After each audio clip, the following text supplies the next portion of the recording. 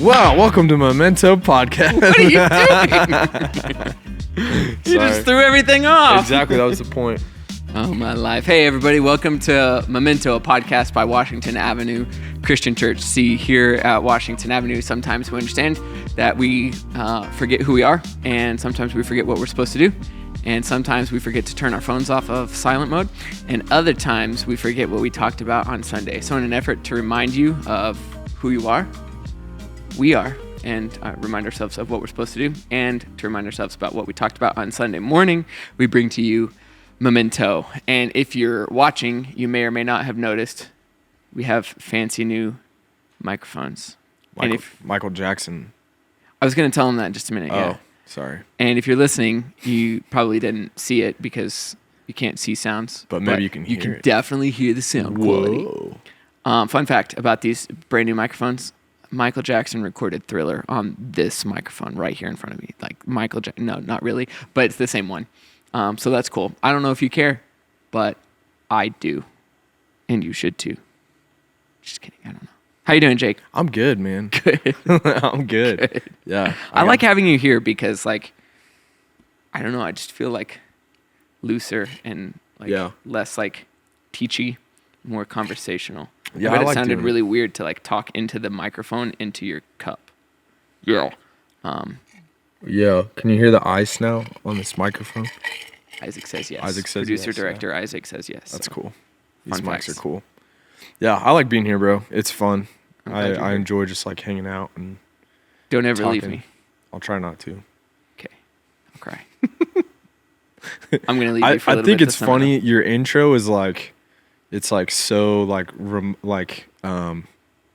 you've got it down, and then you're like, and then you're like, hey, what's up, bro? Is it a little too, is my intro too robotic? I wouldn't say it's robotic. I would just say it's like, it's so like you say the same thing that it's like, Robotic. yeah. Yeah. I wonder how my Thank laugh you. sounded on that mic, dude. I can't wait to hear this. I'm going to take that as a compliment. You what should. You just said. Yes. Okay. Hey, so we're on episode 21 of the Memento podcast, which is wild and crazy because it doesn't feel like we've done 21 of these, but it also doesn't feel like we've only done 3. So somewhere between 3 and 21 we've done, which means that we've been doing Ephesians for like 21 weeks too. Wow, we took a long break. We did, yeah. But still, that's even longer. Yeah. That's a long time Yeah. for Ephesians, and yes, that's all I'm going to say about that. Yeah, I'm excited. For talk what? about it, though. Oh, to be done? No, just to talk about it. I love studying through Ephesians, man. I love the It's book been of awesome. Ephesians. It's been good. Cool. But Well, as long as I'm not creating a stop motion amen to that. thing, I'm fine. Yeah. That was I've been thinking the best idea I ever had.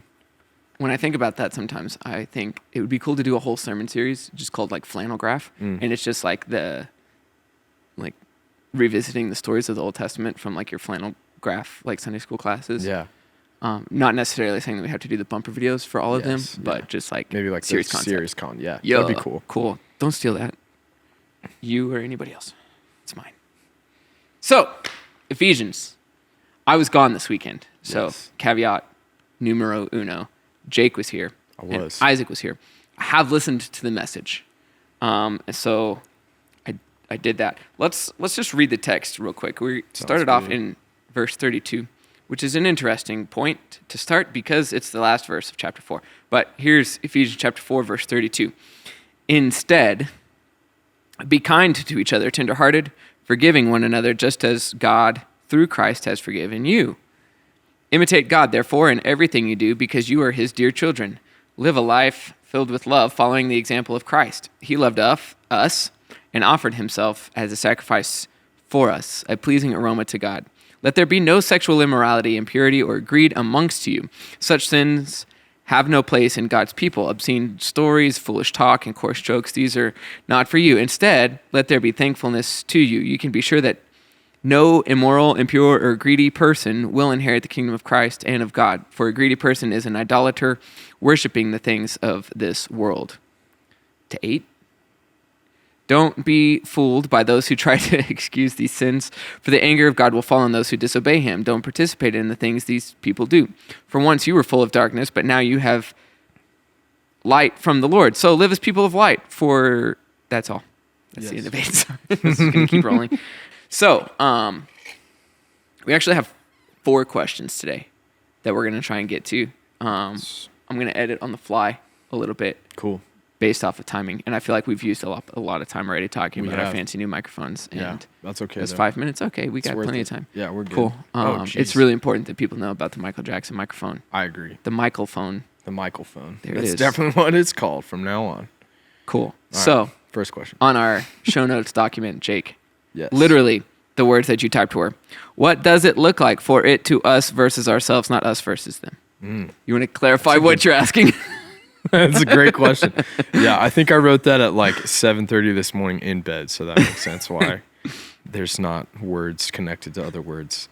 Yeah, I think my question this morning that I was asking was, what does it look like for us to be against ourselves rather than looking at the world like it's us versus them? Does that make What do you sense? mean by be against ourselves? Maybe is like the question before the question. Yeah, I think what I'm saying is like, for a lot of like Christianity, I feel like people look at Christians and they think like we are just like against the world, you know? But I think like in all reality, like we don't need to be against ourselves, but we need to be against the part of us that is sinful, I guess, meaning like against ourselves, if that makes sense. Mm-hmm. So it's like, obviously I'm not against me, but it's like I am the issue, if that makes sense. Sure, yeah. So the question then is like, how do you shift our mindsets maybe from like an us versus them mentality to an us versus rather new me versus old me? Yeah, rather than like looking out and being like, the world sucks, everyone sucks. It's like, well, I suck, you know, and like I think I should work on me first before I go and like tell other people that they suck. Yeah, that's a great question. Cool. Yeah. Do you want me to answer that, or do you want to answer that? Yeah. Okay. It's just a thought. Yeah, it's a good thought. I think that the key and the answer is the opening verse of this text that we get this week. Instead, well, let's even back up a verse because like it gives us a little bit of context. So 31, get rid of all angerness, what? Get rid of all bitterness and rage and anger and harsh words and slander, as well as all types of evil behavior. Instead, be kind to each other, tenderhearted, forgiving one another, just as God through Christ has forgiven you. And then it even continues in the next one. Whoops, skipped it. Imitate God, therefore, in everything you do, because you're his dear children. Live a life filled with love, following the example of Christ. He loved us and offered himself as a sacrifice for us, a pleasing aroma. And then he goes into like what you shouldn't do. Yeah. And I think that like to divorce the two sections, if we were to like draw a hard line at 3, to divorce like 3 through 8 from 32 through 2 is a huge mistake. Yeah. Because like it's easy then to say like that's a them thing. But when you look at the text, even right here, it says, let there be no sexual immorality, impurity, or greed among you. Yeah. Not amongst them. Yeah. I forget who said it once, but I hope to never forget it. I think it was John Weiss, my guy, you know. Yeah. And he was talking about something similar to this in one of his sermons, and he said that a few years ago he resolved that he was going to stop being surprised when sinners act like sinners. And I just freaking love that. Yeah. Because like it changes your entire perspective of lost people. Yeah. Of course they're going to act lost. Yeah.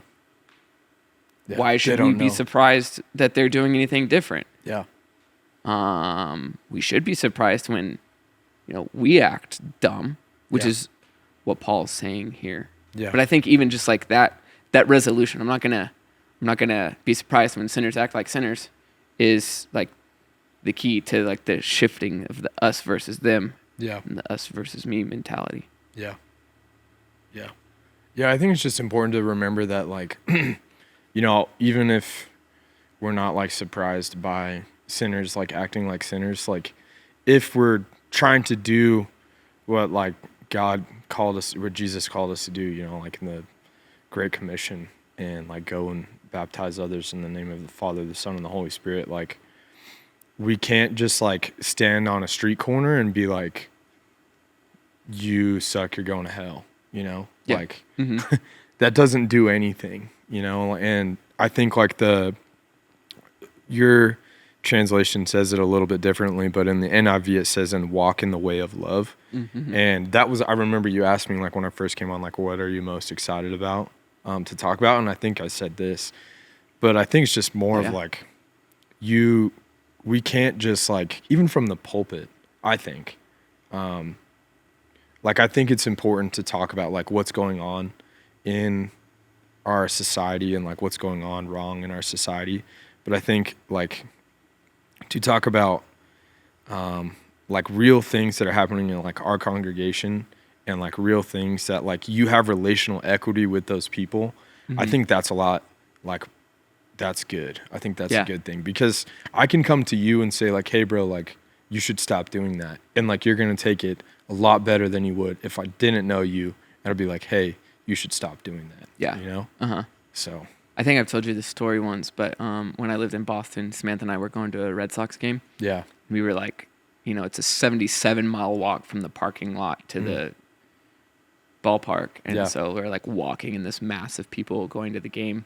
And there was a street preacher, big sign, everybody's going to hell. Blah, blah, blah. Yeah. He came right up into my face and was like, finger in chest, like, you're going to hell. I was like, bro, what? I'm a pastor, dude. He was like, he just like kept walking. Went on. I was like, okay, cool. Yeah.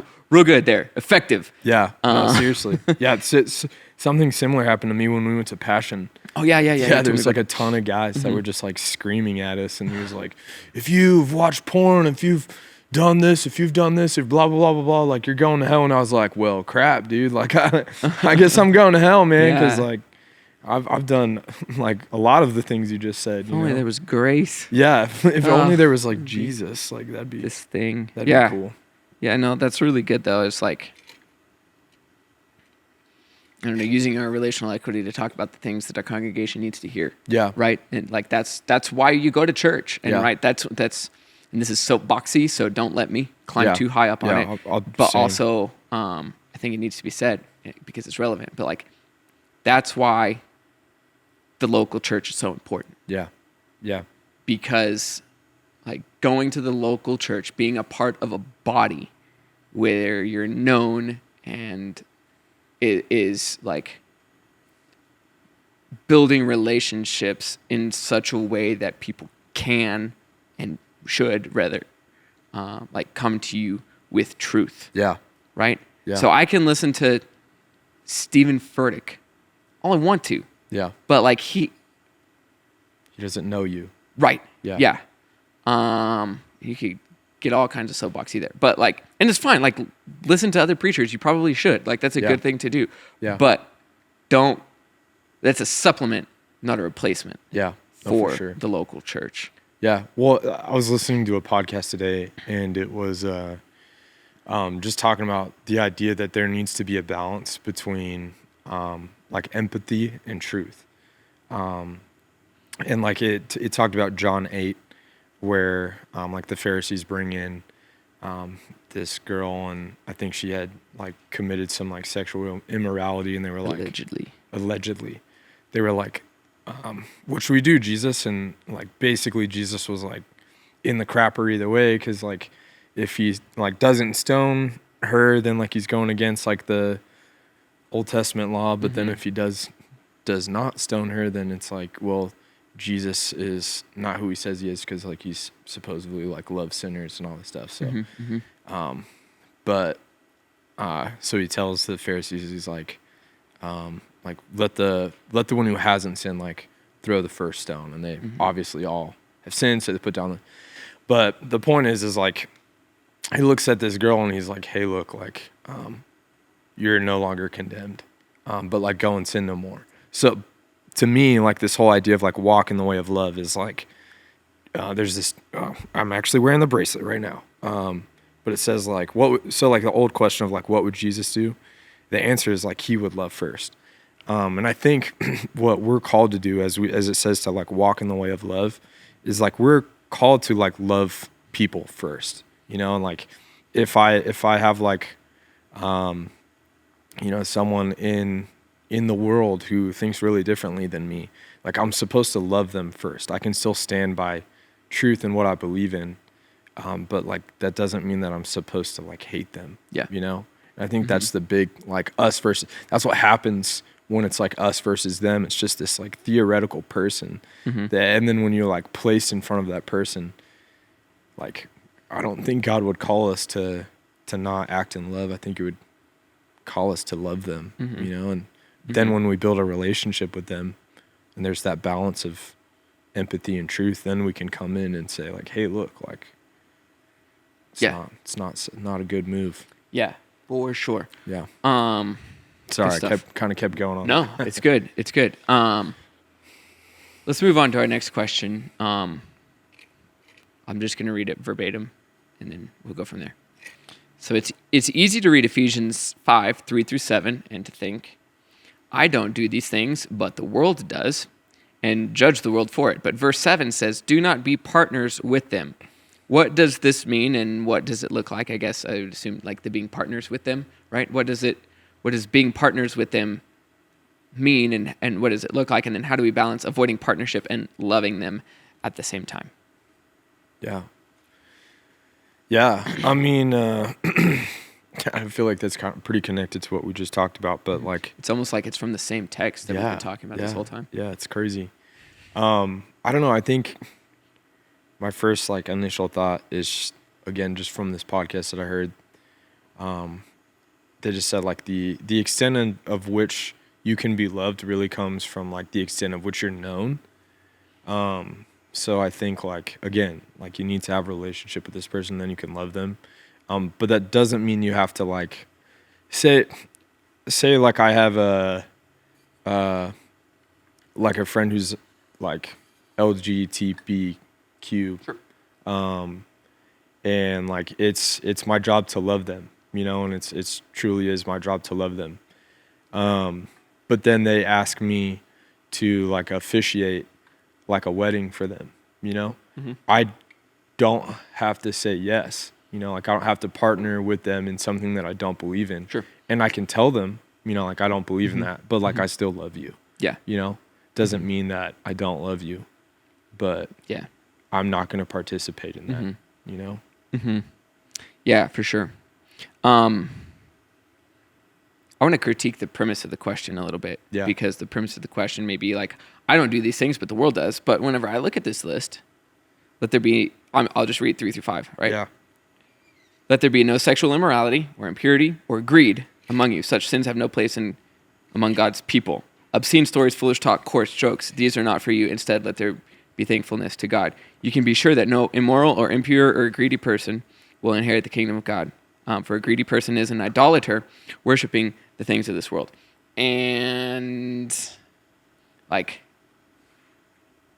it's I'm not going to say everybody because like it's hard. Anyway. Yeah. But I think that most of us do fall under this umbrella. 95%. 98%. Yeah. 99 and a half. Yeah. No, but like, because greed is such a like wide thing, right? You know, we just usually think of greed in terms of like money. But like there's greed for power, rest, knowledge, information. Yeah. Excuse me. So greed covers a lot of things. And then even like obscene stories, foolish talk. What does that even mean? Like, what does foolish talk even mean? Yeah. I don't know.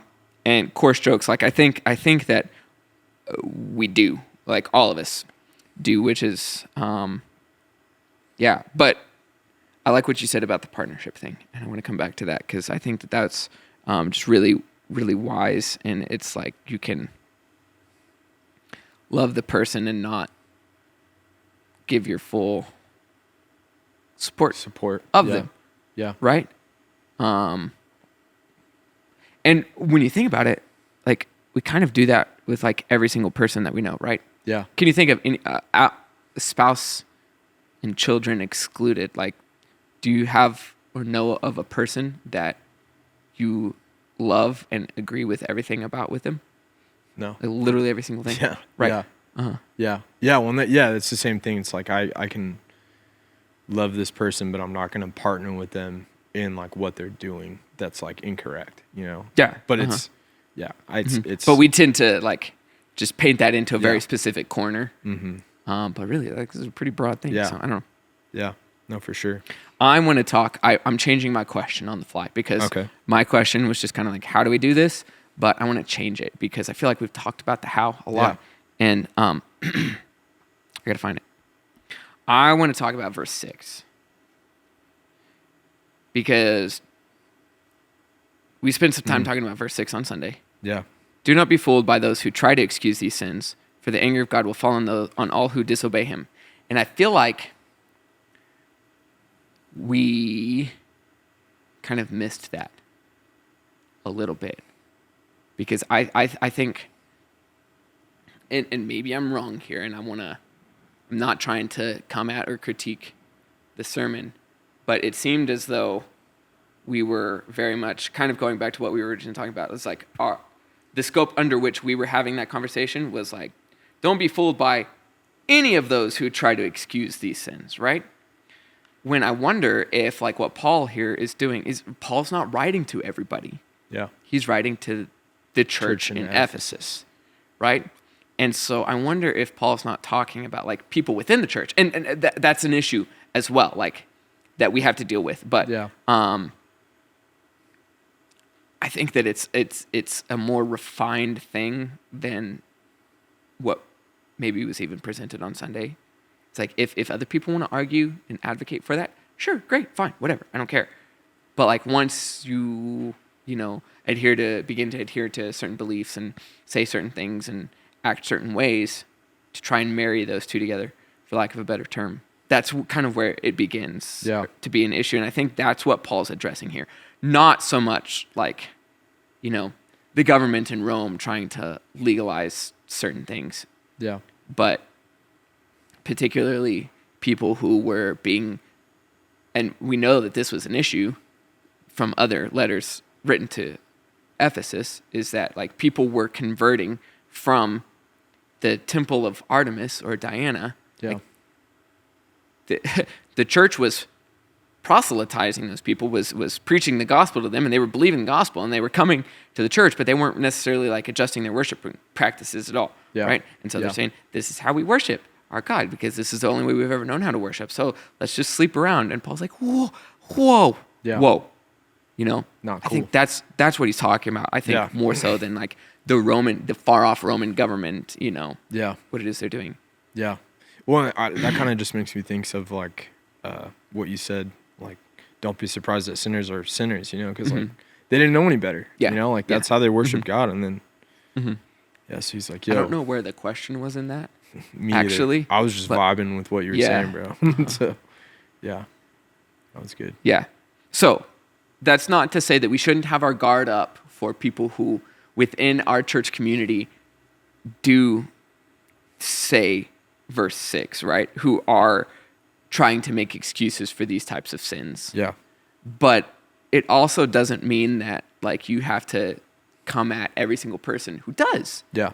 Because their belief system may be totally different than yours, which is its own issue to be addressed. Yeah. But that's that's the issue. Like the stuff that they're dealing with is the symptom of the issue. Right. Yeah. Yeah. No, for sure. Yeah, that's good. I had another thought that I thought was really good, but it went away. Is the fried food I had at lunch. Yeah. I had fried catfish, so it's pretty good. That's what Tyson had. Yeah, it was good. Don't be fooled by those who try. I'm trying to get it back. Shoot. Man, that stinks because I feel like it was going to be really good. Oh, that's all right, bro. I'm sorry. You can save it for the next one. fans and hearers of our podcast. Fans. Thanks, Mom. I'm glad you listened to this podcast. So next week's another practicum. Yes. Which is going to be interesting. Yeah. Because it's one person. Yeah, I'm excited. Practically speaking. I was trying to create a word and it wasn't going to work. And it was going to sound maybe weird. I remember the thought.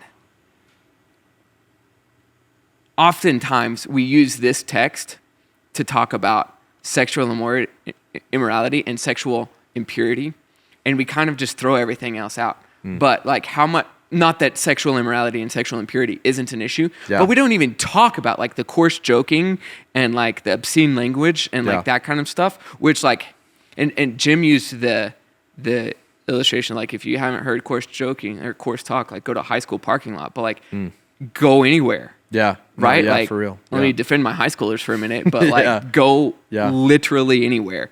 Golly, I was in an airport yesterday, right? Sunday. Yeah. And this chick was like FaceTiming somebody just super loud. Oh yeah. That's already an issue. That should be right under No. She wasn't on speaker. Okay. But that I hate it when people do that, bro. She had the drip going here, the AirPods. That's what you call it, right? The drip. No. I don't know. Okay. Anyway. She had the AirPods, but she was like talking super obnoxious, and like every third word was the F word. And like I've got Janessa right here. We were like, we just put headphones on her. We put our own little drip on her and started watching. No. I'm just leaning into it now. Anyway, but like literally, and so I think sometimes we get so focused on like the sexual immorality. Not that shouldn't be a thing. Yes. But like super important. We talk about like. We had a president that kind of had this issue of like locker room talk, right? Yeah. And I'm not trying to get political here or anything, but like we kind of just like, oh yeah, that's just locker room talk. No, like literally Ephesians says everything against that, right? Yeah. Don't do that. Well, he's just a dude. No, like boys will be boys. No, it's not cool even if you're a dude to objectify women. Like don't do even that. If you're the president and a billionaire, don't do that. Don't. And we just kind of let it slide because we like this politics. Yeah. One, it's a part of, like you said, like it's a part of our culture. You know, like you're like, yeah, he's just a boy. Like, nah, no, dude. Like, that's not cool. Yeah. Anyway, I wish I would have thought of that 2 minutes earlier because there's more to say there. But we're running out of time. We got to go. Isaac gave us the thumbs. Thumbs in. Signal. The signal. So, anyway, we got the practicum. I'm choking on myself here. We got the practicum coming up this weekend. Lenny is going to be leading the whole thing, and it's the poor man's responsibility to cover all three of these texts from the past 3 weeks have fun. and apply them. So good luck, Leonard. You got it. To that, we believe in you. And then it's like another week of We Are Light. The structure's a little weird. We Are Light, and then Easter, then Psalm Sunday, and then it's Easter. practicum. And then Palm Sunday, Easter. And then Easter, and then one more We Are Light, and then it's the new one. We Are Enabled. Yes. Got to do that bumper video. That'll be fun. Cool. Anyway, so sweet. A little bit of an odd structure coming up for the next couple of weeks. Yeah. But the great thing about toes. The great thing about this new model is that we can just ask questions from the sermon, and we don't have to like just stay in series or anything like that. So come back next week. Yeah, I will, man. Cool. Yeah. Still waiting on that pay raise. I put it in for you. So cool. Thanks. You should see some new stationery in your office. Cool. I'm so excited, dude. Hey, there's a book I want to recommend. Do it. I would read. It's this book called Love Everybody. I think it's called Love Everybody Always. That's wrong. Just Everybody Always. Yeah, Everybody Always. But it's by Bob Goff, and he's awesome. He's awesome. It's really good. He puts his actual phone number at the end of all of his books and says, call me or text me anytime with anything. And he responds. It's like, what are you doing? Yeah. I don't understand. Boundaries, my man. Yeah. No, he's good. And then there's this other book called Confronting Christianity. And it deals with a lot of the questions I think we were talking about. Oh, cool. I think her name is Rebecca McLaughlin. I could be butchering that name. Maybe, but I bet Isaac can put a link to it in the show Probably notes. could, yeah. Yeah. So those are 2 really good books that I would recommend. Cool. I have 0 book recommendations. I didn't know that's the thing we were doing, but I don't know. read books. Yeah, I just feel like some of those stories were Messy like Grace by Caleb Kalkenbach. Yes, Messy Grace. That's a good one. Also, Messy Truth, which is about to come out by Caleb Kalkenbach. Gay Girl, Good God by Jackie Hill Perry. I haven't read it yet, but I haven't either. I'm going to recommend it anyways because Jackie Hill Perry's awesome. I'll allow it. All right, we got to go. You guys need to shut up. We got to go. This was not in the notes. This was like book recommendations. Sorry, I was just like, let me flex my knowledge here. No, not at all. No. Yeah. All right, hey. You're the book guy. We are so thankful that you chose to listen to this mess of a podcast alongside of us. We enjoy doing it, and we appreciate the 12 of you who listen. Maybe there will be more of you soon. Thanks, Mom. Share this around with your friends if you enjoyed it, or if you have questions, you can always put questions in the comments, or you can email us at creative@wacconline.org, or do that. Yeah. It'd be super cool if you guys send some questions. That'd be awesome. Yeah, because we just come up with our own questions, which is great, but we'd love to hear from you guys too, because that tells us like what you guys actually care about hearing. Yes, yeah. We could just be talking about things you guys don't even care about. So yeah, just the Bible, but whatever. Yeah, I mean, you never know. Cool. Anyway, thank you so much for tuning in. If you haven't already, subscribe to this so that you know when the next episode drops, and hit the notification bell bar thingy, whatever it is, to with your get drip in your AirPods. I'm sorry. There's a story behind that. I'll tell you later, though. I don't want to waste any more time here. But anyway, we love you guys, and we'll see you next week.